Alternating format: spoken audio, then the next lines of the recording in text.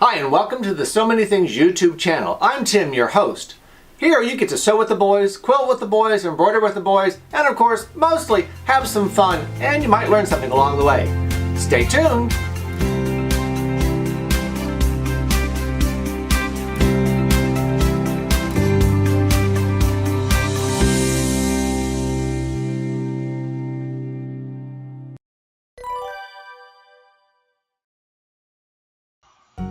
Hi and welcome back. Let's take a look at tapering stitches. First of all, you need to know that you should have your eye foot on the machine. That's that clear plastic one that the machine tells you should use for almost all of your decorative sewing. We can use patterns 339 to 344. These are all zigzag patterns, satin stitch style, that start at a point, graduate to a width, and then graduate back to a point.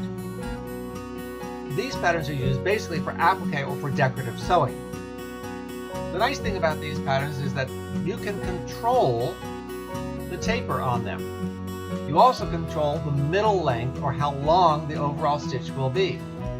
So the zigzag will gradually get wider and wider and wider until it reaches the maximum setting for that particular stitch. You can control that under the stitch width control.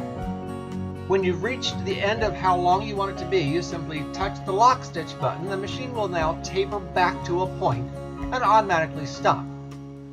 That was kind of easy, wasn't it? But you know, sometimes that taper needs to have a little adjustment. It's a little too short, or you need it to be a little longer, and we have the availability to adjust that taper so that we can customize the use in doing applique or just regular decorative sewing with the taper satin stitches. Here they're showing you on this leaf a very tight point at the end and then coming back over it with an overlap. They're actually working to reduce the bulk at the tip of that leaf. So I want to change the tapering size. Well, that's easy enough. I've got my tapering stitch selected, and they're showing you on the screen that we have the beginning and ending portions of it. I'm going to go to my settings or pattern icon, which is like that little cogwheel at the top, and touch it. It's now going to show me a taper stitch with a numeric value in the middle. The default value is 3. 1 makes it shorter, and going up to 5 makes the taper longer.